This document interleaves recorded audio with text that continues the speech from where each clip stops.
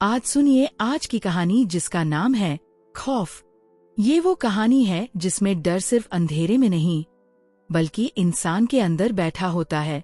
ये वो कहानी है जिसमें प्यार, धोखा, बदला और वो खौफनाक सच्चाई छुपी है जो सालों साल दफन रहती है, फिर भी एक दिन जमीन फाड़ कर बाहर निकल आती है। तैयार हैं? तो चलिए उस गांव में पहुंचते हैं जहां आज भी लोग शाम ढलते ही दरवाजे बंद कर लेते हैं। गांव का नाम है काला पानी। काला पानी नाम ही ऐसा कि सुनते ही रोंगटे खड़े हो जाए।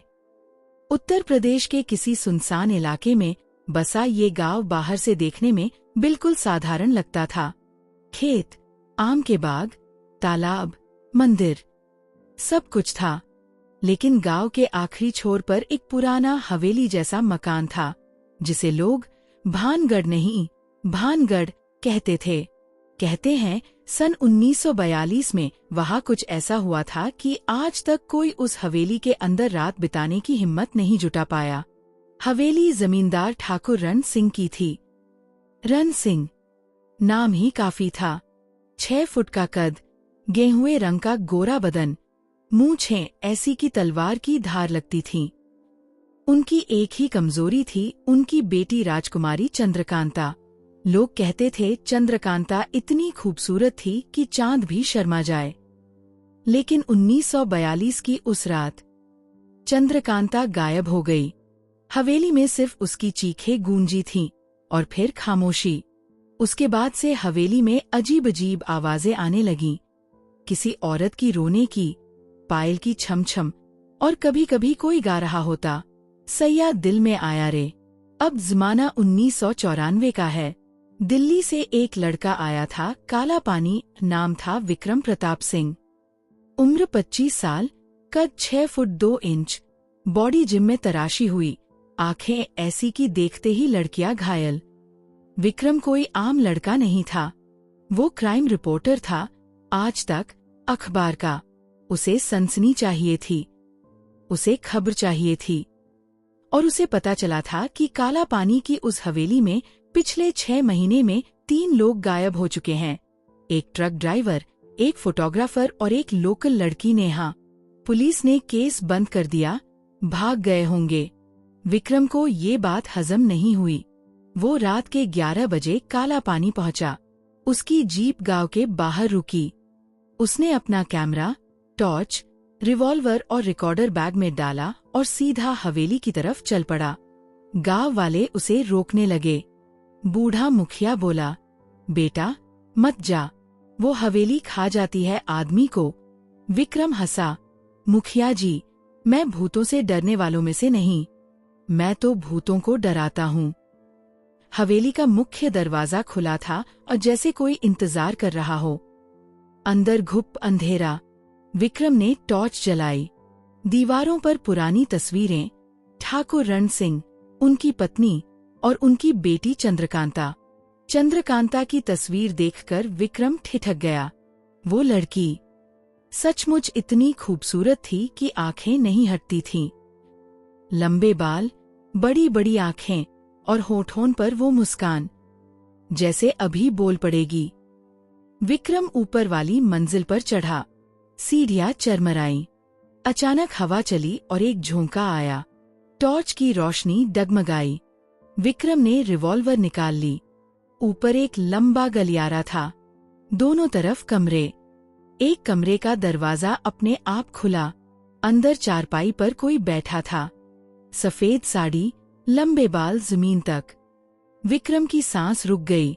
वो धीरे धीरे मुड़ी। चेहरा चंद्रकांता का चेहरा था, लेकिन आंखें खाली थीं, सफेद। कौन हो तुम? विक्रम की आवाज कांपी। औरत हंसी। वो हंसी सुनकर विक्रम के पैर कांप गए। मैं चंद्रकांता, तुम मेरे लिए आए हो ना?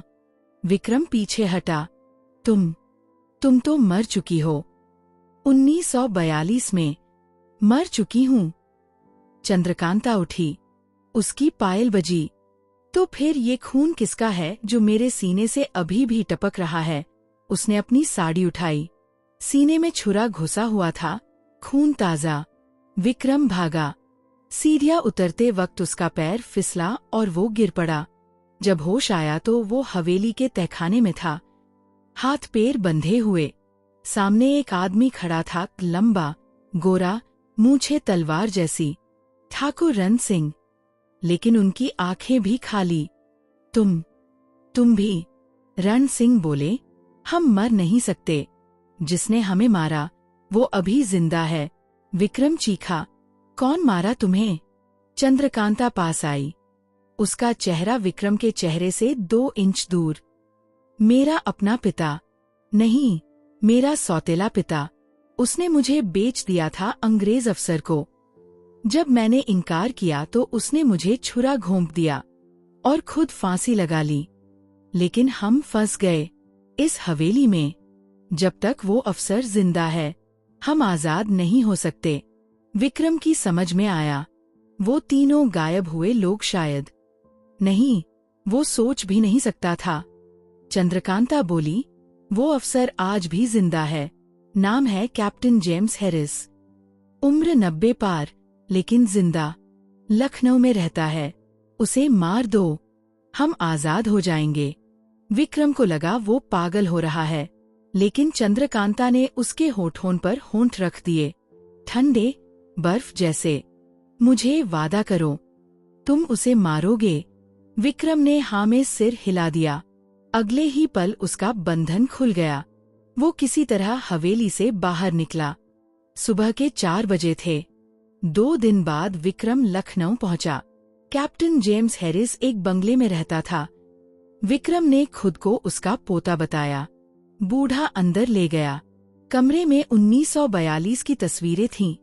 जेम्स हैरिस युवा, गोरा, और उसके बगल में चंद्रकांता बंधी हुई, आंसू भरी आंखें। जेम्स हंसा, वो भारतीय कुतिया। मैंने उसे खरीदा था, लेकिन उसने छुरा मारने की कोशिश की। ठाकुर ने ही उसे मारा, मैं तो बस देखता रहा। विक्रम का खून खौल उठा। उसने रिवॉल्वर निकाली और जेम्स के सीने में 3 गोलियां उतार दी। बूढ़ा गिर पड़ा। उसकी आंखें फटी की फटी रह गईं। विक्रम भागा। उसी रात वो फिर काला पानी लौटा। हवेली के सामने खड़ा था। अचानक हवेली की सारी खिड़कियां खुल गईं। हवा चली और फिर एक लंबी चीख, चंद्रकांता की चीख। लेकिन इस बार दर्द की नहीं, राहत की। हवेली के अंदर से सफेद धुआं निकला और आसमान में घुल गया। हवेली ढह गई, जैसे कोई बोझ उतर गया हो। विक्रम वहां से चला गया, लेकिन उस रात वो सो नहीं पाता। उसे चंद्रकांता की वो ठंडी चुंबन याद आती है, और कभी कभी उसकी नींद टूटती है। उसे लगता है कोई उसके बगल में लेटा है, सफेद साड़ी में, और फुसफुसाता है, तुमने वादा निभाया, अब मैं तुम्हारी हूँ हमेशा। तो दोस्तों, खौफ ये नहीं कि भूत होते हैं या नहीं, खौफ ये है कि कभी कभी इंसान भूत से भी ज्यादा खतरनाक हो जाता है, और जो जुल्म सालों पहले हुआ वो आज भी पीछा करता है। अगर आपके गांव में भी कोई ऐसी जगह है जहां शाम ढलते ही लोग डरते हैं, तो सोचिएगा, शायद वहां भी कोई चंद्रकांता रो रही हो, इंतजार में कि कोई उसका बदला ले और उसे आजादी दे। कहानी खत्म, लेकिन खौफ कभी खत्म नहीं होता।